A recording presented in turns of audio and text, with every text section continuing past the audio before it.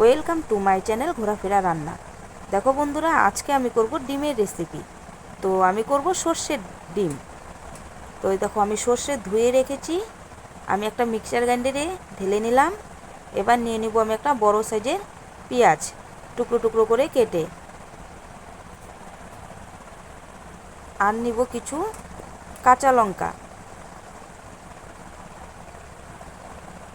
নিব কিছু রসুন কুয়ো,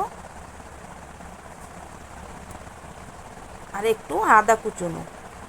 তো নিয়ে আমি এখন আর একটু নিব লবণ পরিমাণ মতো, নিয়ে আমি এখন মিক্স করে নিব একটা।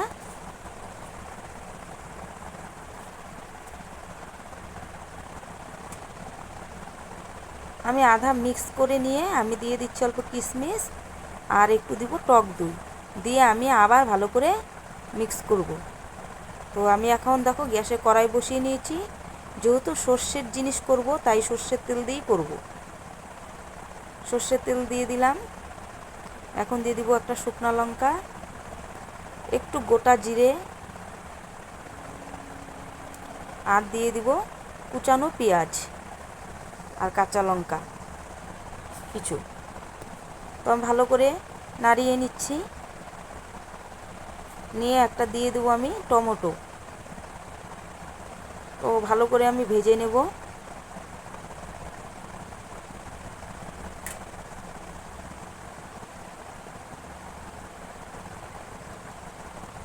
এখন দিয়ে দেবো আমি সেই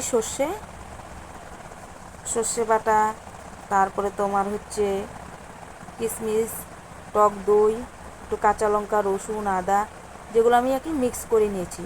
তো আমি ভালো করে ভাজা করব না, কারণ সর্ষেটা বেশি ভাজা করলে তেতো হয়ে যায়। আর আমি এদিকে ডিমগুলো একটা কাঁটা চামচের সাহায্যে আমি অল্প ফুটো ফুটো করে নিচ্ছি।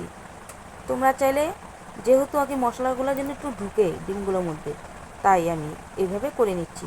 তোমরা চাইলে তোমরা অন্য কিছুতেও করে নিতে পারো, বা অল্প কেটে কেটেও নিতে পারো, যার যেরকম ইচ্ছা। তো আমি দেখো এভাবে করে নিচ্ছি। নিয়ে আমি ডিমগুলো কিন্তু এখন দিয়ে দেব। তো দেখো, আমি সবগুলো ডিমে ঘুরিয়ে ঘুরিয়ে আমি করে নিলাম। নিয়ে এখন আমি ডিমগুলো ছেড়ে দেব।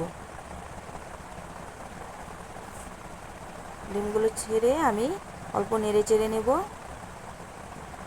যেহেতু সর্ষা দিয়ে করছি, তাই বেশিক্ষণ কিন্তু সর্ষাটা ভাজা করা যাবে না। ভাজা করলে আগেই বললাম তেতো হয়ে যাবে। দেখো কত সুন্দর। আমি কিন্তু হলুদ ব্যবহার করি নাই। তোমরা চাইলে একটু চিনিও দিতে পারো। যেহেতু আমি কিশমিশ দিয়েছি, সেহেতু আমি চিনি দিলাম না।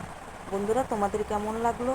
এরকম নতুন নতুন ভিডিও পেতে চাইলে আমার চ্যানেলটিতে অবশ্যই লাইক, কমেন্ট আর শেয়ার করে দেবে। ধন্যবাদ তোমাদের সবাইকে।